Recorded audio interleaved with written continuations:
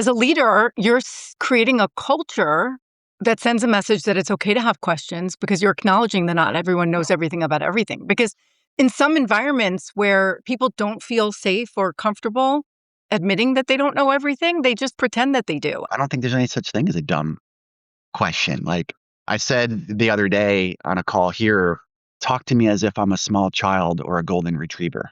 I don't think there's anything wrong with people in those positions being honest, like, please don't give me the gobbledygook. Well, when you join our team, ask a ton of questions because you are going to notice things that those of us who've been immersed and embedded in it for so long aren't even seeing anymore. So ask those questions because it gets everyone thinking.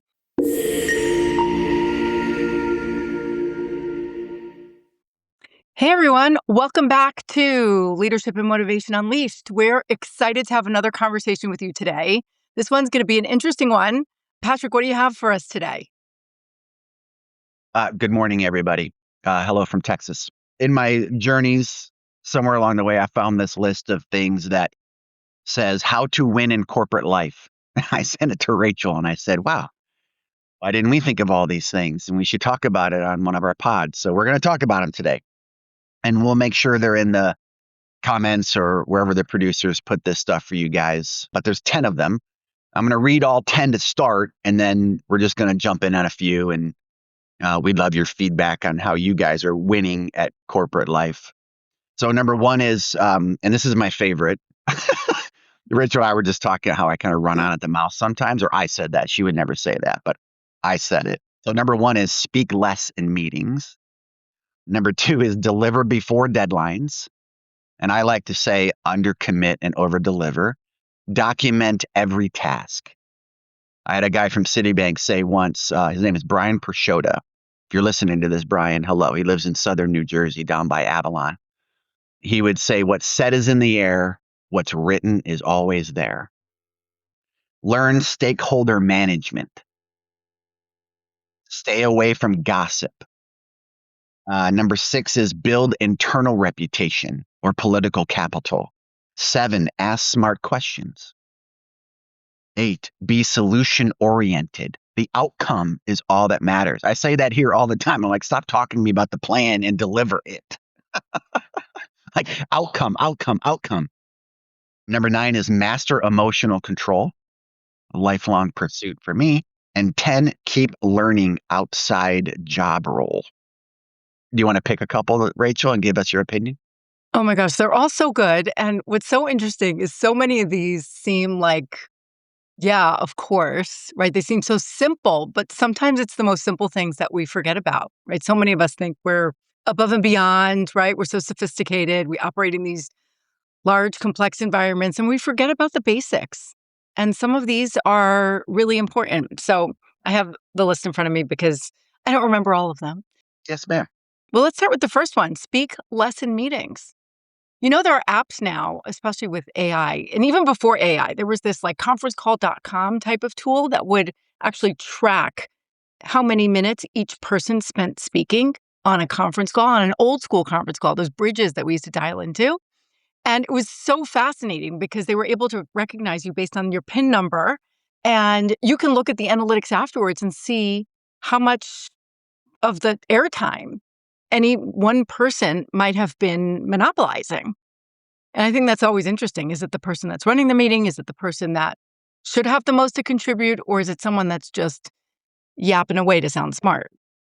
So this is an app in the background, you're saying? It was. I am sure they have way more sophisticated ones with these AI Yeah, sure they do note now, readers yeah. and things like that. But even back in the day, there was something like that.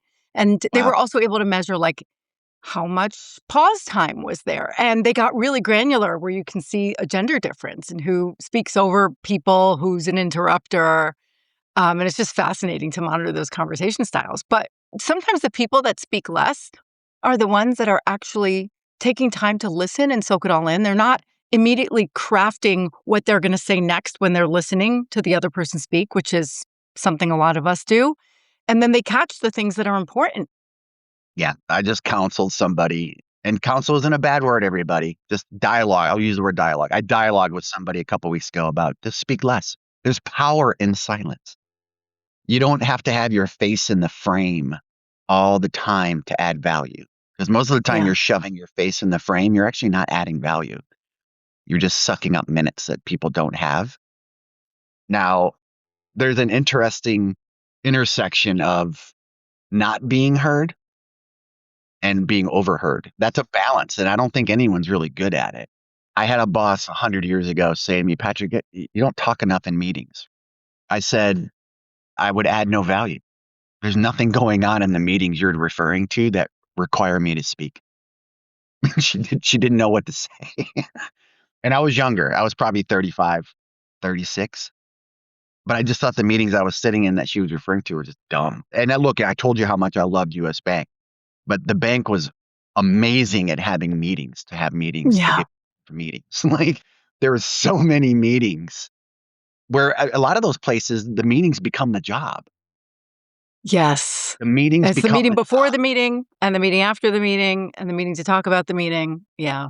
Or the famous, hey, let's take that offline. Now, sometimes that happens because it's confrontational or there's Yeah. something unnerving happening in public and people don't want to deal with it in front of the masses. So they were like, let's just take this offline. Well, that's another meeting. Like it's like there's so many of those. I'm not complaining about it. It's super interesting. And the person I was discussing this with, I'm like, your presence is valuable. Like I think people forget how important presence is. If you want to call it your aura, or hey, how about your work is your voice? What you accomplish is your voice. So if you're sitting in endless meetings, your work is the output. It's not how many words you spit out in a machine gun in a meeting. And you don't have to try to be the smartest one in the room. I think most people are naturally smart in places like we've worked and where we work, because you wouldn't have those jobs if you weren't already smart. For the most part, I know there's hiring misfires, and if you're first time listening to this podcast, Rachel's like the queen of talent management. She spent a career finding smart people to do amazing things. So I'm not saying anything she doesn't already know. But for the audience, like if you have these jobs, somebody thought you were pretty smart. Maybe a few leaked through, or they're bullshit artists and they've made a career of bootlicking and they end up in these places and these jobs by that. But for the most part, I would say 70 to 80% of the people in these meetings are naturally smart. Just cut them loose to do their work. Yeah. So stop having so many meetings, but also if you're someone who tends to take over during meetings and always feel that you have something to contribute, or maybe you find silence awkward, stop, Yeah. pause, see what happens next. It could be really interesting. A couple of other pieces of nuggets of advice, because we always love practical takeaways in our podcast. If you're somebody who talks too much, try to talk less. If you're somebody who doesn't speak enough and you find it a little bit awkward to contribute and you're not really sure how to insert yourself in a conversation, which can sometimes be uncomfortable, especially on Zoom, figure out a different way to either let the moderator of the meeting know, hey, I'd like to say something. You can send someone a text on chat. You can raise your hand with that little silly icon, or just, chime in, go out of your comfort zone and speak up if you find that you don't always do that. But I think the most important role that somebody plays in the meeting is whoever's in charge of the meeting, right? Your job is not just to send out the meeting invite and get everyone in and chase people for follow-ups. Your job is, as a leader, especially if it's your team, is to listen and monitor who's taking up all the airtime. Is there somebody who really has an idea to contribute but can't get a word in edgewise? Maybe pause and say, hey, okay, let's give Jane a chance to speak. We haven't heard from her. Or if you notice someone, this is really interesting. Do you ever notice when you're on a Zoom or a Teams with someone, when somebody keeps clicking the mute button on and off, Yes. sometimes that means that they're trying to say something, but they I just don't Well, know you how see me to. on calls. I'm watching people's body language Yes, and their mute buttons. I'm like, hey, yes, look, Satish, hey, what did right? that mean? Like, I love pulling people out. But it's the mute button that sometimes, like, they may not feel comfortable raising their hand, or maybe they're like, should I say something? Should I not? So, as the person in charge of the meeting, you want the right voices to be heard. Otherwise, it's just the same people that like to hear the sound of their own voice. Okay, which next one should we tackle?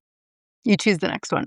Ask smart questions. It's kind of Ooh, tied to number one, speak less in meetings, but number seven is ask smart questions. Were you on the staff call where I talked about Lander and the crickets? yes, Or whatever call that was. It was a big staff call. It was the all staff. yes. I ask people questions in meetings because I actually want insight. I mean, Rachel will tell you, like I say to her all the time, but what would you do? Or what do you think about this? Like, I'm not doing that to check a box. I genuinely am interested in what smart people have to say, because I'm famous for saying I'm not the smartest one in the room. I've never been the smartest one in the room. And the old adage of if you're the smartest one in the room, you're in the wrong room. I took that to heart at a very young age. I'm since 18, surrounded by what people that I would consider more courageous, wiser, brighter. Is intimidating sometimes to ask questions because I think we grow up like if you ask a dumb question, you feel dumb. But I also believe the adage of I don't think there's any such thing as a dumb question. Like I said the other day on a call here, I love the movie Margin Call with Jeremy Irons in it. And I sent a video to everybody. Some people watched it, some people didn't. But he actually says in there, it said, talk to me as if I'm a small child or a golden retriever. I don't think there's anything wrong with people in those positions being honest. Like, please don't give me the gobbledygook. Just say it as simple as you can. So I don't know if ask smart questions is as important as ask questions. Like, I wouldn't wander through your career not being curious about what's happening or to want to understand at a level that a Labrador retriever would understand it. And I'm okay telling people I'm your friendly Labrador retriever. Just speak to me as if I'm a small child because I think anyone can make something complicated. Any idiot could make something really hard. Smart people make hard things really simple. So I don't know so much if it's ask smart questions, it's be curious to ask questions. If you don't understand something, even if it's in a room full of people, you're not there to be emotionally okay with feeling okay. You're in your job to add value. And if adding value is getting smarter about something you don't understand, we just got done talking about talking in meetings or over talking or too many meetings or whatever. I'm not saying take things offline and create another meeting. If you're in a meeting with a bunch of smart people and you need to understand something, sometimes a smart question is to ask one that maybe you think is dumb. It's probably not. Find For ways to sure. pull the thread.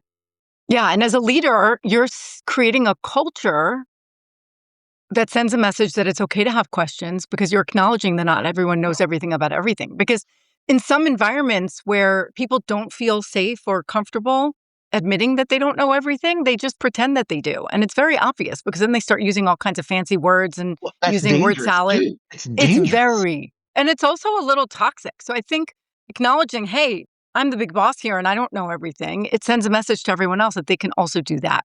I like to do that with new people that join the company because new people, and in different environments, the newness stage lasts for different lengths of time. But around here, I tell people when you join our team, ask a ton of questions because you are going to notice things that those of us who've been immersed and embedded in it for so long aren't even seeing anymore. So ask those questions because it gets everyone thinking. Now, it's okay to ask it in a friendly way and not in a challenging way. There's an art to asking questions, but totally agree with you. I think that's so, so important. Back to Okay, margin call. Back to yeah, margin call real quick. Rachel's really trying to keep us on track here today, but I'm going to ruin it. So I okay. read over the weekend that Margin Call's budget.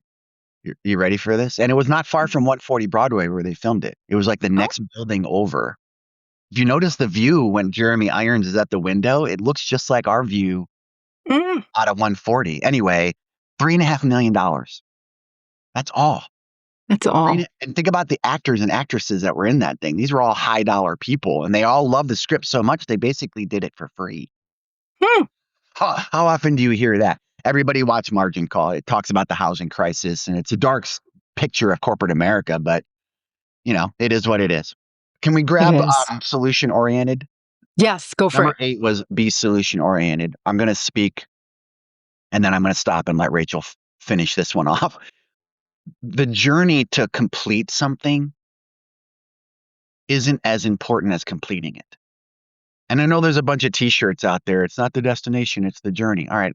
If you're on a Harley trip or you're going to the Grand Canyon in the family truckster with your brood of children and your husband or your wife or your partner or whatever, fine, I get it. The journey is more important than the destination. But at work, eh, we're all here to achieve goals. Be goal oriented. Don't make work out of work. where you never accomplish anything. That's a horrible way. That's a horrible way to go through life as a person, much less a steward of a business.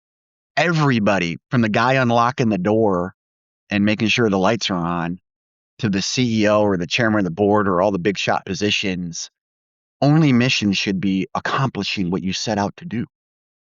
It shouldn't be wandering through the dark forest, holding hands and singing Kumbaya. Sometimes you're not going to sing Kumbaya. It's hard. It's hard to finish something you start in corporate America. Or if you have a special project and you're a law enforcement officer, or not-for-profit fundraising, or look what happened over the weekend with rescuing that downed Wizzo. I mean, the guy was this is going to be the best book ever written.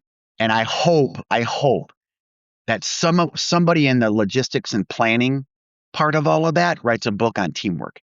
Mm.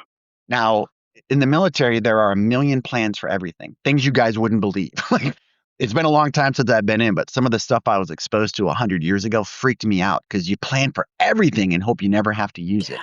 So these rescue missions are all planned, but they have to be tailored to the situation on the ground. There's no way to plan for that, but they had plans, if that makes sense. And then all these people had to come together inside 48 hours, including POTUS, all the way down to the crew chief in the back of a helicopter flying into Iran, and everyone in between to pull one guy out of a crevice on a 7,000-foot peak. And then you lose 3 aircraft in the process that you have to destroy yourself, blah, blah, blah, blah, blah. The goal wasn't to make it a never-ending mission. The goal was get the guy out and come home. Now, that's a really interesting way to bridge corporate America, but it's all the same.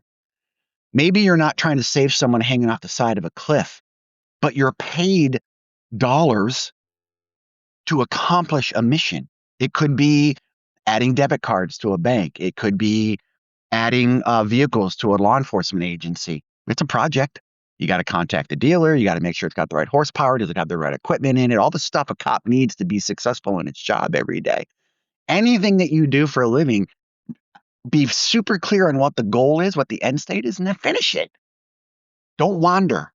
So I have so much to say about that. And I know we have limited time. No, so don't do that, Rachel. Say it. Okay. And then we'll finish. So what I'm going to say is we have a unique luxury to be able to approach our work like that here at the company that we work for now. And it's because of the type of company we are, the stage in our growth, the nuances of our industry, and also the characteristics of our leadership and shareholders and board members and us. Yeah, absolutely.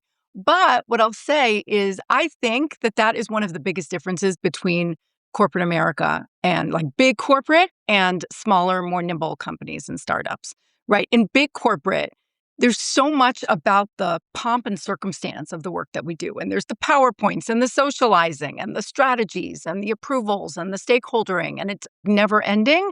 And people who are immersed in that for years and for decades and entire careers, they become wrapped up into all of that formality and process. And that becomes their badge of honor. That's their pride. And that translates to the way their leadership perceives it and the way their board and their shareholders perceive it. It's like, what is your strategy? What is your program? What is your plan? What is it that you do? What is your offering? And in smaller companies, it's more scrappy. It's like, well, who cares about that stuff? Like, did you actually do it? And it's refreshing, right? I love it. But it took me a little bit to shift gears when I shifted from being a big company person to a smaller company person. Well, I remember you telling me that. You went from the PowerPoint brigade to actually being the chief executioner. Like and I remember sitting, well, executor, not executioner, I hope. But executioner. I don't mean. I know. I'm just joking. But I remember sitting there one day, and it was probably like 6 to 8 months into me joining this company, and I was thinking like, all that stuff that I used to care about because everyone else cared about it doesn't matter anymore. And I can accomplish the same thing in an email with bullet points than if I would spend 18 hours building a beautiful PowerPoint. And it's liberating and it's refreshing and you focus on what matters most.